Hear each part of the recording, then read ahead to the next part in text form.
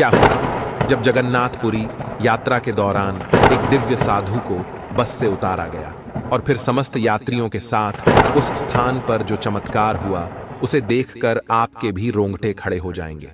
इतिहास में वह दिन हमेशा हमेशा के लिए अमर हो गया और उस स्थान को आज भी पूजनीय माना जाता है, जहां पर जगन्नाथ यात्रा के दौरान उन साधु महाराज को उतारा गया था।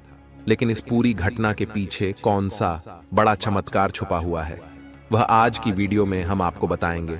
और सनातन धर्म में साधु संतों के पास कितनी शक्ति होती है, इसका पता आज की इस वीडियो से पता चलेगा, जिससे सभी कट्टरपंथियों को भी यह समझ आ जाएगा कि सनातन ही सत्य है।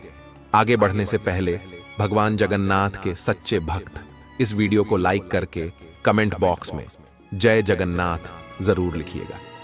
माना जाता है कि भगवान विष्णु जब चारों धामों पर बसे अपने धामों की यात्रा पर जाते हैं तो हिमालय की ऊंची चोटियों पर बने अपने धाम बद्रीनाथ में स्नान करते हैं। पश्चिम में गुजरात के द्वारिका में वस्त्र पहनते हैं, पुरी में भोजन करते हैं और दक्षिण में रामेश्वरम में विश्राम करते हैं। द्वापर के बाद भगवान कृष्ण पुरी में निवास करने लगे और बन गए जग के नाथ अर्थात जगन्नाथ। पुरी का जगन्नाथ धाम 4 धामों में से एक है। यहाँ भगवान जगन्नाथ बड़े भाई बलभद्र और बहन सुभद्रा के साथ विराजते हैं। उड़ीसा राज्य बहुत बड़े क्षेत्रफल में फैला हुआ है, जहाँ अलग अलग जिलों से भगवान जगन्नाथ के दर्शन करने के लिए बस की काफी कम सुविधा थी, जिस वजह से साधु संत तो पैदल यात्रा करके भगवान जगन्नाथ की नगरी पहुंच जाया करते थे। लेकिन आम दर्शनार्थियों के लिए पुरी पहुंचना काफी मुश्किल था। लेकिन कुछ समय पहले एक बहुत बड़ी खुशखबरी सभी जगन्नाथ भक्तों के लिए आई। उड़ीसा के मुख्यमंत्री ने उड़ीसा के 30 जिलों से 80 स्लीपर बस जगन्नाथपुरी के लिए संचालित करी। पहले चरण में बसें 12 जिला मुख्यालय बोलांगीर, बारगढ़, गंजम, झारसुगुड़ा, कोरापुट, कालाहांडी, मलकानगीर, नबरंगपुर, नुआपाड़ा, रायगढ़, संबलपुर और सुंदरगढ़ से चलाई गई। बाद में इसे सभी 30 जिलों तक विस्तारित किया गया और जैसे ही इन जिलों से बस सुविधा शुरू हुई तो दर्शनार्थियों की लंबे कतारें लग गई, क्योंकि सभी लोग भगवान जगन्नाथ के दीवाने थे और उनके एक झलक पाने के लिए बहुत ज्यादा उत्साहित थे। उड़ीसा के एक जिले संबलपुर से स्लीपर बस 60 यात्रियों के साथ जगन्नाथपुरी के लिए रवाना हुई। तभी रास्ते में एक साधु महाराज पैदल यात्रा करते हुए जगन्नाथ मंदिर उड़ीसा की ओर जाते हुए दिखाई दिए। तभी बस कंडक्टर ने उन्हें हाथ दिखाकर बस के अंदर आने को कहा। उन्होंने उसके आग्रह को स्वीकारा और बस के अंदर आकर बैठ गए। जब बस लगातार जगन्नाथ मंदिर की ओर आगे बढ़ रही थी तो आधा रास्ता तय हो चुका था। संबलपुर उड़ीसा से पुरी जगन्नाथ मंदिर की दूरी 340 किलोमीटर थी। 200 किलोमीटर का रास्ता तय करने के बाद बस के सामने अचानक ही एक अवरोध आ गया। लैंडस्लाइड होने के कारण मुख्य रास्ता बंद हो चुका था। तभी ड्राइवर को यह सलाह मिली कि पास ही के जंगल का रास्ता आगे जाकर हाईवे पर मिलता है। अभी के समय में सभी गाड़ी उस रास्ते से ही मंदिर की ओर बढ़ रही है। तब ड्राइवर ने अपनी सूझबूझ दिखाते हुए बस को जंगल की ओर मोड़ लिया और अब बारी आई सभी यात्रियों से के पैसे मांगने की। इसके बाद सभी यात्रियों ने एक एक करके टिकट कटाया। इसके बाद बस कंडक्टर ने उन साधु महाराज से टिकट के पैसे देने को कहा। तब वह आश्चर्यचकित हो गए। उनका कहना था कि मैं तो तुम्हारे आग्रह पर बस के अंदर बैठा हूं, मेरे पास कोई पैसा नहीं है। साधु तो चलता भला, और मैं पैदल यात्रा करके ही जगन्नाथ मंदिर जा रहा था। लेकिन अचानक ही बस कंडक्टर को गुस्सा आ गया। उसने उन दिव्य साधु महाराज से कहा कि अगर पैसे नहीं हैं तो अभी के अभी बस से बाहर उतरो। उसके इतने कड़वे शब्द सुनकर भी उन साधु महाराज को बिल्कुल भी क्रोध नहीं आया। इसके बाद वे शांतिपूर्वक बस से उतर गए और फिर से अपनी पैदल यात्रा शुरू कर दी। लेकिन उस बस कंडक्टर को इस बात का अंदाजा नहीं था कि वह कोई साधारण साधु नहीं थे। उन्होंने कई साल साधना करके कई दिव्य सिद्धियों को हासिल किया था और अब एक ऐसा चमत्कार हुआ जिसने बस कंडक्टर के साथ साथ समस्त यात्रियों के भी होश उड़ा दिए। उन साधु महाराज को उस स्थान पर छोड़ बस फिर से आगे रवाना हुई। ड्राइवर को कहा गया था आगे जाकर जंगल का रास्ता हाईवे पर मिल जाएगा। लेकिन जंगल का काफी सफर तय करने के बाद भी वे लोग घूमकर उसी स्थान पर आ गए जहां उन्होंने उन साधु महाराज को नीचे उतारा था, जहां उन्हें फिर से पैदल यात्रा करते हुए उन्हें साधु महाराज के दर्शन हो गए। ड्राइवर ने पुनः बस को आगे बढ़ाया और इस बार पूरा प्रयास किया कि उन्हें सही रास्ता मिल जाए, लेकिन ऐसा लग रहा था मानो वह बस किसी भूल भुलैया का शिकार हो गई थी और बार बार अपना रास्ता भटककर उन साधु महाराज के आसपास ही आ रही थी, जहां सभी यात्री उन्हें पैदल यात्रा करते हुए बार बार दिख रहे थे। ऐसा तकरीबन 3 से 4 बार हुआ। बस स्वचालित वाहन होते हुए भी पैदल यात्रा करते हुए उन दिव्य साधुओं के पीछे ही थी और सही मार्ग नहीं ढूंढ पा रही थी। बस ड्राइवर निराश हो चुके थे। उन्हें कुछ समझ नहीं आ रहा था कि हमारे साथ आखिर ऐसा क्यों हो रहा है। तभी उन्हें एक बात का एहसास हुआ कि उन साधु महाराज की उपस्थिति में हमें बंद रास्ता होने के बावजूद भी मंदिर जाने का रास्ता प्राप्त हो गया।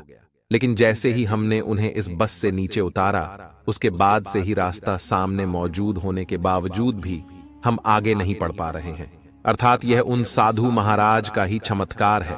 तब बस ड्राइवर ने कंडक्टर को आदेश देते हुए कहा, तुरंत ही पैदल यात्रा कर रहे हैं, उन साधु महाराज को ढूंढो और उनके पैरों में गिरकर माफी मांगो, और जब वह तुम्हें माफ कर दे तो सम्मान पूर्वक उन्हें पुनः बस के अंदर बिठाओ।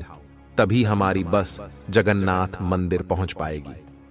तभी बस ड्राइवर थोड़ी दूरी पर पहुंचा तो उन्हें तो उसे वे साधु महाराज पैदल आगे बढ़ते हुए दिखाई दिए। वह उनके पैरों में गिर गया और उनसे माफी मांगने लगा।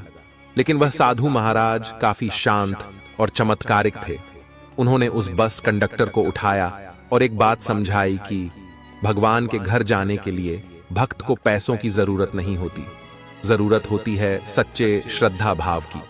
तो भगवान उसे खुद मंदिर तक बुलाने की व्यवस्था करते हैं। आज मैं तुम्हारी बस के माध्यम से जगन्नाथ मंदिर जाऊं या पैदल चलकर, मेरा मंदिर जाना तय है। लेकिन भगवान जगन्नाथ अपने भक्तों से बड़ा प्रेम करते हैं और तुमने उनके एक भक्त का अपमान किया है। मैं तुम्हारे साथ पुनः बस में चलने के लिए तैयार हूं, लेकिन मेरी 2 शर्तें हैं। पहली शर्त यह है कि आगे से तुम किसी भी साधु को आगे रहकर बस में बैठने का आग्रह नहीं करोगे, और दूसरी शर्त यह है कि जाने अनजाने में कोई भी साधु तुम्हारी बस के अंदर मंदिर तक जाने के लिए बैठ जाता है तो तुम उससे पैसों की मांग नहीं करोगे।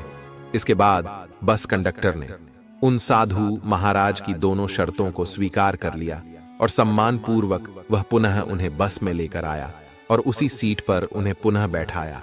तब वे साधु महाराज उसी सीट पर आंख बंद करके बैठ गए। सभी यात्री बहुत परेशान हो चुके थे क्योंकि वह जंगल की भूल भुलैया में फंस गए थे और मंदिर में आगे बढ़ने का कोई मार्ग नजर नहीं आ रहा था। तब उन साधु महाराज ने अपनी आंखों को बंद किया और अपने दिव्य दृष्टि से देखकर बस ड्राइवर को रास्ता बताने लगे। जैसे जैसे वह रास्ता बताते जा रहे थे, बस ड्राइवर बस को इस दिशा में ले जा रहा था। तकरीबन 30 मिनट का सफर तय करने के बाद आखिरकार वह भूल भुलैया से निकलकर हाईवे पहुंच ही गए। इसके बाद 4 से 5 घंटे में वे लोग जगन्नाथपुरी मंदिर पहुंचे। ऐसे भी सभी यात्रियों ने उन साधु महाराज का आशीर्वाद लिया, क्योंकि वह कोई साधारण साधु नहीं बल्कि दिव्य चमत्कारिक साधु थे। उनका नाम नित्य स्वरूपा महाराज था, जिनका आश्रम आज भी जगन्नाथपुरी मंदिर से कुछ ही दूरी पर बना हुआ है। जगन्नाथ मंदिर पहुंचकर समस्त यात्री व साधु महाराज बस से उतर गए और भगवान के दर्शन सच्चे श्रद्धा भाव के साथ किया। ऐसा माना जाता है कि भगवान विष्णु जी ने जब शरीर त्याग करने के बाद उनका अंतिम संस्कार किया गया, तब शरीर के एक हिस्से को छोड़ दिए उनका सारा शरीर पंच तत्व में मिल गया। कहते हैं भगवान श्री कृष्ण का दिल उस दौरान धड़धियाक रहा था, जो आज भी भगवान जगन्नाथ की प्रतिमा के अंदर सुरक्षित है। जगन्नाथपुरी में मिलने वाले प्रसाद को महाप्रसाद कहते हैं। ऐसा कहा जाता है कि इसके पीछे एक खास विधि का उपयोग होता है। इस प्रसाद की खासियत है कि इसे मिट्टी के बर्तन में ही बनाया जाता है। इसके अलावा ये प्रसाद गैस पर नहीं बल्कि लड्ढकी के चूल्हे पर तैयार होता है। जब प्रसाद बनता है तो एक के ऊपर एक बर्तन रख दिए जाते हैं। माना जाता है कि जगन्नाथ पुरी मंदिर की सुरक्षा गरुड़ पक्षी करता है। इस पक्षी को पक्षियों का राजा कहते हैं। यही कारण है कि अन्य पक्षी मंदिर के ऊपर से जाने से डरते हैं।